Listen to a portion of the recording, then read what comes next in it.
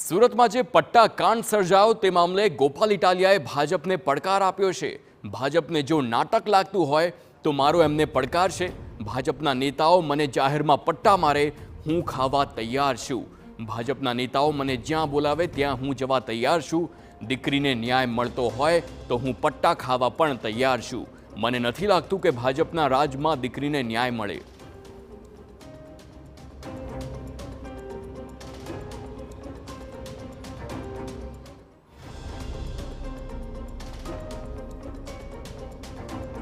ગુજરાતની અંદર છેલ્લા 2 દિવસથી જે રાજકારણ ગરમા રહ્યું છે, કારણ કે ખાસ કરીને જે પાટીદારોના અલગ અલગ જે નિવેદનો જે સામે આવી રહ્યા છે તેને લઈને રાજકારણ જે ગતિવિધિઓ છે તે સતત સામે આવી રહી છે।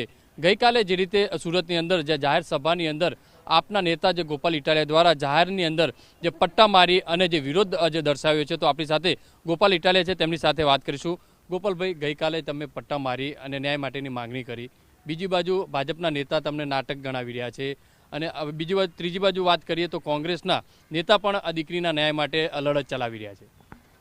ભાજપના નેતાને જો નાટક લાગતું હોય તો હું ગૃહમંત્રીને વિનંતી કરું છું, ગૃહમંત્રી મને સમય ને સ્થળ આપે, એમની જગ્યાએ હું જઈને ઊભો રહીશ શર્ટ કાઢીને। ગૃહમંત્રી પોતાની હાથે જ મને પટ્ટા મારે, જેથી કરીને કોઈને નાટક ન લાગે। દીકરીને ન્યાય મળતો હોય તો હું ભાજપના કોઈ પણ નેતાના હાથે પટ્ટો ખાવા તૈયાર છું। તમે મને સ્થળ બતાવો, મને કંઈ વાંધો નથી। અમારો ઈરાદો માત્ર એટલો છે કે એક નિર્દોષ દીકરીનું સરઘસ કાઢવામાં આવ્યું, પટ્ટા મારવામાં આવ્યા, એને ન્યાય મળવો જોઈએ। અને ભાજપને મને પટ્ટા માર્યા પછી જો ન્યાય આપવા માંગતા હોય તો હું તૈયાર છું। મને બોલાવે હર્ષ સંઘવી જ્યાં પણ કહેશે હું જઈશ, મને પટ્ટા મારશે જાહેરમાં, હું કોઈ અવાજ પણ નહીં કરું, સ્વીકારી લઈશ। તમામ લોકો દીકરીના ન્યાય માટે, સમાજના લોકો હોય, અલગ અલગ પાર્ટીઓ પણ મેદાન આવી રહી છે, પરેશ ધાનાણી પણ ઉપવાસ ઉપર ઉતર્યા છે, તો શું લાગે છે એ ક્યાંક ને ક્યાંક રાજનીતિ થતી હોય તે રીતે? નહીં, પણ રાજનીતિની શરૂઆત તો ભાજપવાળાએ કરીને। ભાજપના 2 ગ્રુપ વચ્ચેનો ઝઘડો હતો, એમાં એક નિર્દોષ દીકરીનું સરઘસ કાઢી અને શક્તિ પ્રદર્શનનું રાજકારણ કરવાની શરૂઆત કોણે કરી? ભાજપવાળાએ કરી।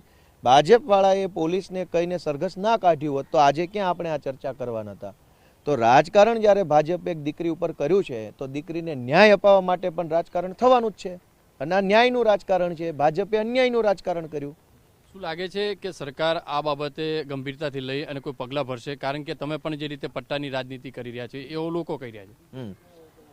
ભૂતકાળની 100 ઘટનાઓ હોય, લઠ્ઠાકાંડ હોય, મોરબી કાંડ હોય, અગ્નિકાંડ હોય, હરણીકાંડ હોય, તક્ષશિલા કાંડ, કોઈ ઘટનામાં ન્યાય મળ્યો નથી, તો અમરેલીની ઘટનામાં પણ ન્યાય મળશે એવું મને બહુ લાગતું નથી। લડાઈ લડવી એ આપણું કર્તવ્ય છે, પણ ભૂતકાળમાં કોને ભાજપવાળાએ ન્યાય અપાવી દીધો તો હવે આમાં ન્યાય અપાવશે?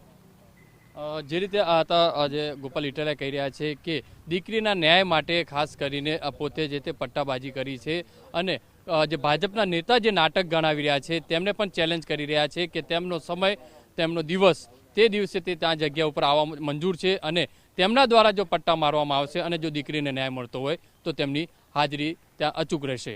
ત્યારે જોવાનું કે આવનારા દિવસોની અંદર આ રાજનીતિ ક્યાં સુધી પહોંચશે। કેમેરામેન સંજય ચંદ્રેલ સાથે બલદેવ સુથાર, TV9 સુરત।